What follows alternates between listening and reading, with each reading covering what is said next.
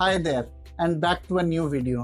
Whenever an employee is fired because of, let's say, an underperformance, उसको company directly बुलाकर बोल देती है कि आपको हम फायर कर रहे हैं, we are laying you off, और ये इस तरह की एक डायरेक्ट कम्युनिकेशन होती है।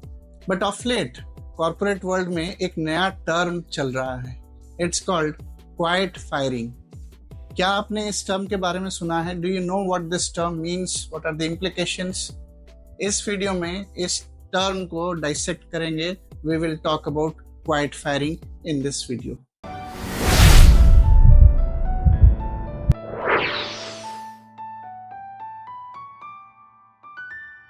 दोस्तों, quiet firing is a phenomena where a company creates a non conducive work environment for its under performer so that वो अपने आप ही क्विट कर ले, उनको डायरेक्टली बोलने की जरूरत ना पड़े, और जो एम्प्लॉय है जो कंपनी के स्टैंडर्ड्स के हिसाब से अंडर परफॉर्मिंग है, वो अपने आप समझ जाए और वो अपना खुद का रास्ता निकाले और क्विट कर ले।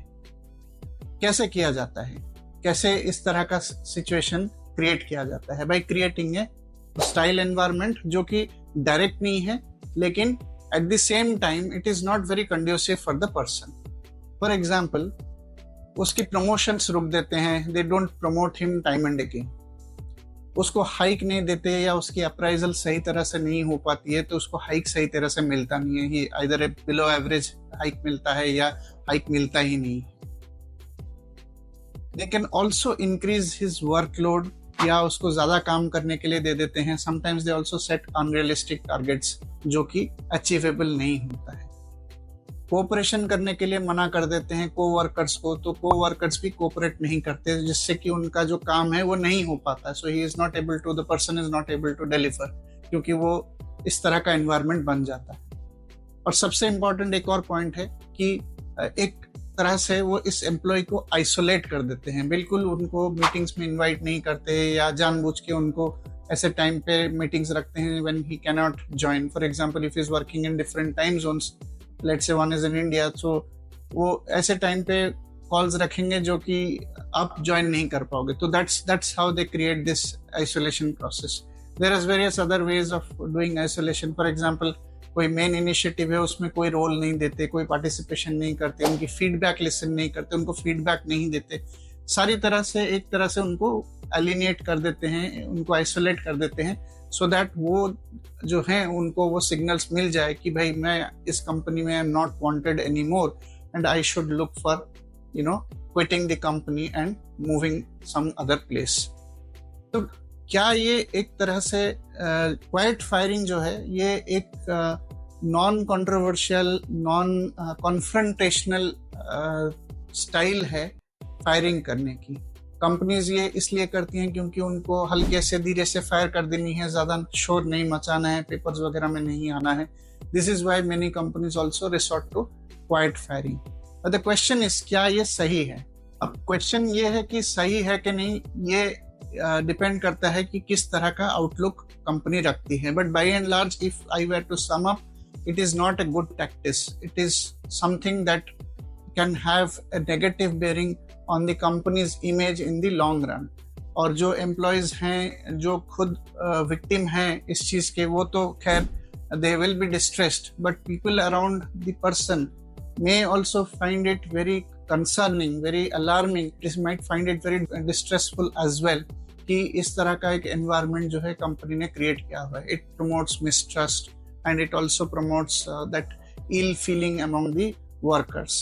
तो ये मेरे हिसाब से क्वाइट फायरिंग करना नहीं चाहिए, क्योंकि अल्टीमेटली तो फायरिंग तो करनी ही है। उससे अच्छा है कि आप जो एम्प्लॉय है, जो अंडर परफॉर्मिंग एम्प्लॉय है आपके कंपनी के स्टैंडर्ड्स के हिसाब से, आप उसको कन्फ्रंट करो और आप उसको बताओ कि आप उसको क्यों ले ऑफ कर रहे हो। I think that is a more appropriate, more direct approach, and that would work in most of the cases.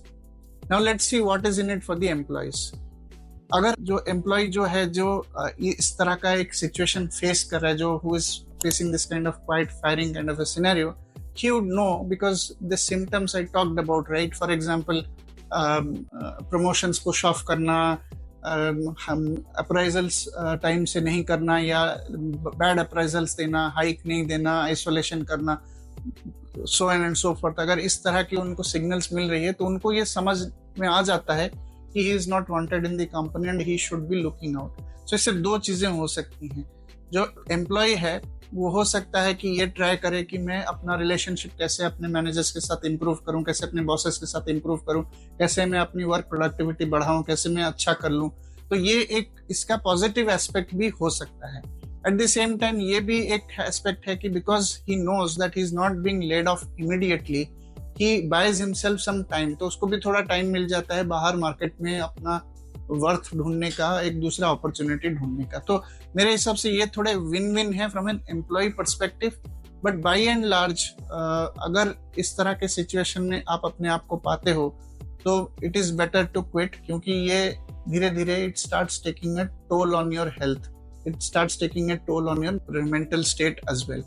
तो चाहे कोई भी कारण हो, अगर if you find yourself in a quiet firing kind of a situation, you should be very well aware कि time आ गया है बैग पैक करना और आप अपना जो कोशिश है कहीं और डायरेक्ट करें और अपने आप के लिए कोई दूसरा अपॉर्चुनिटी ढूंढें।